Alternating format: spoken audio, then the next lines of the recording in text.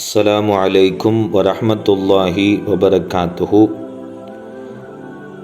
அஜ்மீரின் அரசர் குத்துபுல் ஹிந்த் அத்தாஇ ரசூல் ஹாஜா முஈனுத்தீன் சிஷ்தி ரலியல்லாஹு தஆலா அன்ஹு அன்னவர்களுடைய வாழ்க்கை சுருக்கத்தை தொடராக நாம் பார்த்து வருகிறோம். இது தொடர் 5. சென்ற 4 தொடர்களிலும் அன்னல் ஹாஜா ரலியல்லாஹு தஆலா அன்ஹு அன்னவர்களுடைய வரலாற்று குறிப்புகள் பேசப்பட்டிருக்கிறது. தொடராக கேட்டு வருகின்ற பொழுது நாயகத்தினுடைய வாழ்க்கை வரலாற்றில் சிறிதளவேனும் நீங்கள் தெரிந்து கொள்ளக்கூடிய வாய்ப்பை அல்லாஹ் உங்களுக்கு ஏற்படுத்துவான். அன்னல் ஹாஜா ரலியல்லாஹு தஆலா அன்ஹு அன்னவர்கள் ஒரு முறை ஹஜ் கடமையை நிறைவேற்றுவதற்காக வேண்டி கஅபாவை நோக்கி புறப்பட்டு சென்று ஹஜ் கடமையை நிறைவேற்றியதன் பிறகு தங்களுடைய பாட்டனாருடைய ரவுலாவை தரிசிப்பதற்காக வேண்டி அன்னல் ஹாஜா ரலியல்லாஹு தஆலா அன்ஹு அன்னவர்கள் புனிதம் வாய்ந்த மதீனாவை நோக்கி புறப்பட்டார்கள். மதீனாவை சென்றடைந்தார்கள். நாயகம் ஸல்லல்லாஹு அலைஹி வஸல்லம் அன்னவர்களுடைய ரவுலா ஷரீஃபாவை தரிசித்ததன் பிறகு அந்த இடத்திலேயே தவம் புரிந்தார்கள் அன்னல் ஹாஜா ரலியல்லாஹு தஆலா அன்ஹு அன்னவர்கள். அப்படிப்பட்ட காலகட்டத்தில் ஒரு முறை கண்மணி நாயகம் ஸல்லல்லாஹு அலைஹி வஸல்லம் அன்னவர்களுடைய ரவுலா ஷரீஃபாவிலிருந்து இப்படி ஒரு அசரீரி சத்தம் ஹாஜா நாயகத்தினுடைய காதுகளில் ஒலித்தது. யா முஈனுத்தீன், மார்க்கத்தின் உதவியாளரே, நீங்கள்தான் இந்த மார்க்கத்தை பாதுகாக்கக்கூடியவர்கள். இந்தியாவின் விலாயத்தை நாம் உம்மிடத்தில் உமது பொறுப்பில் விட்டுவிட்டோம். நீங்கள் அஜ்மீர் நகருக்கு செல்லுங்கள். அங்குள்ள மக்களை தௌஹீதின் பக்கம் நீங்கள் அலையுங்கள். அங்கு குஃபுர் எனும் இருளை அகற்றி ஈமான் எனும் ஒளியை நீங்கள் ஏற்படுத்துங்கள் என்பதாக அன்னல் ஹாஜா ரலியல்லாஹு தஆலா அன்ஹு அன்னவர்களுக்கு ஒரு அசரீரி சத்தம் நாயகம் ஸல்லல்லாஹு அலைஹி வஸல்லம் அன்னவர்களுடைய புனிதம் வாய்ந்த ரவுலா ஷரீஃபாவில் வைத்து கேட்டது. அஜ்மீர் நகருக்கு செல்வதா, அது எங்கு இருக்கிறது என்ற திகைப்பில் அன்னல் ஹாஜா நாயகம் திகைத்து போனார்கள். மறுகணம் அன்னல் ஹாஜா ரலியல்லாஹு தஆலா அன்ஹு அன்னவர்களுக்கு தூக்கம் ஏற்பட்டு விட்டது. அத்தூக்கத்தில் நாயகம் ஸல்லல்லாஹு அலைஹி வஸல்லம் அன்னவர்கள் தோற்றமளித்து இந்தியாவையும் இந்தியாவில் உள்ள சகல ஊர்களையும் அதுபோன்று அஜ்மீர் நகரையும் அஜ்மீர் நகரத்திற்கு செல்லக்கூடிய வழியையும் ஒரு மாதுளம் பழத்தில் வரைந்து காட்டினார்கள் அன்னல் நபி ஸல்லல்லாஹு அலைஹி வஸல்லம் அன்னவர்கள். அதனோடு சொன்னார்கள் நாயகம் ஸல்லல்லாஹு அலைஹி வஸல்லம் அன்னவர்கள், போய் வாரும், அல்லாஹ்வின் பொறுப்பில் நாம் உம்மை விட்டுவிட்டோம் என்பதாக நாயகம் ஸல்லல்லாஹு அலைஹி வஸல்லம் அன்னவர்கள் அன்னல் ஹாஜா ரலியல்லாஹு தஆலா அன்ஹு அன்னவர்களுக்கு பிரியாவிடை கொடுத்து அனுப்பி வைத்தார்கள். கண்விழித்த அன்னல் ஹாஜா ரலியல்லாஹு தஆலா அன்ஹு அன்னவர்கள் பல நாட்கள் பல மாதங்கள் கடந்து இந்தியாவினுடைய அஜ்மீர் நகருக்கு வருகிறார்கள். அஜ்மீர் நகரை ஒரு காஃபிரான ஒரு மன்னன் தான் அப்பொழுது ஆட்சி செய்து கொண்டிருந்தான்.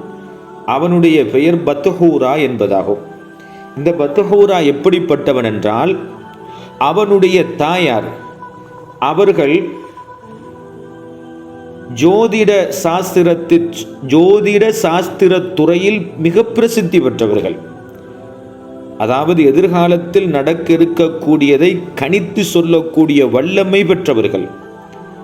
சுமார் 12 வருடங்களுக்கு முன்பதாக அன்னல் ஹாஜா நாயகம் இந்தியாவுக்கு அஜ்மீருக்கு ராஜஸ்தானுக்கு வருவதற்கு சுமார் 12 வருடங்களுக்கு முன்பதாக தனது மகன் பத்ஹூராவை அழைத்து அவர்களுடைய தாயார் அந்த ஜோதிட கலையின் பிறப்பிடமாக திகழ்ந்த அவர்களுடைய தாயார் சொல்கிறார்கள், மகனே, அஜ்மீரை நோக்கி ஒரு மகான் தோன்ற இருக்கிறார்கள், வர இருக்கிறார்கள். உமது அரசாங்கத்திற்கு ஆட்சிக்கு அபாயம் ஏற்பட போகிறது. உனது ஆட்சியை நீ பாதுகாத்து கொள் என்பதாக எச்சரித்தார்கள். அப்பொழுது பத்ஹூரா அன்னல் ஹாஜா ரலியல்லாஹு தஆலா அன்ஹு அன்னவர்களுடைய அங்க அடையாளங்கள், முக அமைப்புகள் எல்லாவற்றையும் தனது தாயாரிடத்திலிருந்து சரியாக கேட்டு தெரிந்து கொண்டான். அங்கிருந்த பாதுகாவலர்கள் எல்லோரையும் அழைத்து ராஜஸ்தான் மாநிலத்தை சூழ ஒரு பாதுகாப்பு வலையை ஏற்படுத்தினான். அவன் சொன்னான், இந்த அமைப்பில் ஒரு பெரியார் வருவார், ஒரு இஸ்லாமிய பெரியார் வருவார். அவர் வருகின்ற பொழுது நீங்கள் அவரை பிடித்து கொண்டு வந்து என்னிடத்தில் ஒப்படைக்க வேண்டும் என்பதாக அண்ணல் ஹாஜா ரலியல்லாஹு தஆலா அன்ஹு அன்னவர்களை பற்றி எச்சரித்திருந்தான். அந்த பத்துஹூரா மன்னன் முன்னெச்சரிக்கையோடு இருந்தான். அப்படிப்பட்ட சமயத்தில்தான் அண்ணல் ஹாஜா ரலியல்லாஹு தஆலா அன்ஹு அன்னவர்கள் ராஜஸ்தான் மாநிலத்திற்குள் வந்தார்கள்.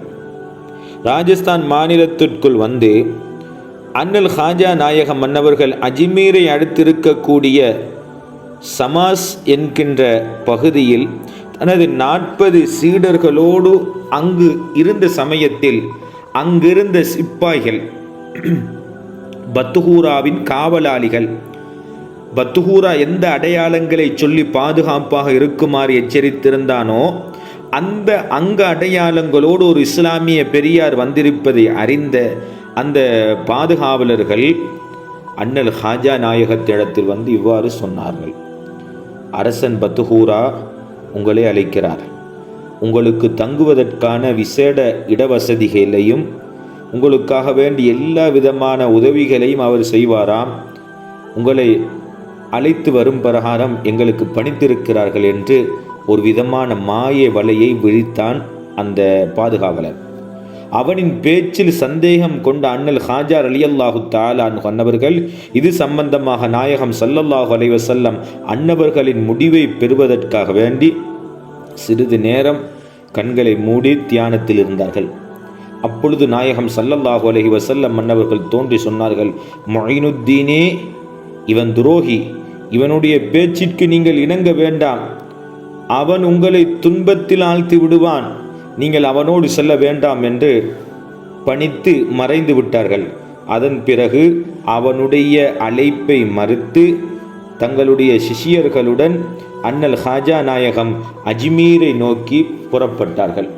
அஜ்மீர் நகரில் ஒரு மரத்தடியில் தங்குவதற்கு அண்ணல் ஹாஜா ரலியல்லாஹு தஆலா அன்ஹு அன்னவர்கள் முயன்ற பொழுது அங்கு நின்றவர்கள், இது அரசனின் ஒட்டகம் தங்குமிடம், இங்கு தங்கக்கூடாது என்று கூறி துரத்தி விட்டார்கள் அண்ணல் ஹாஜா நாயகத்தையும் அவருடைய 40 சிஷியர்களையும்.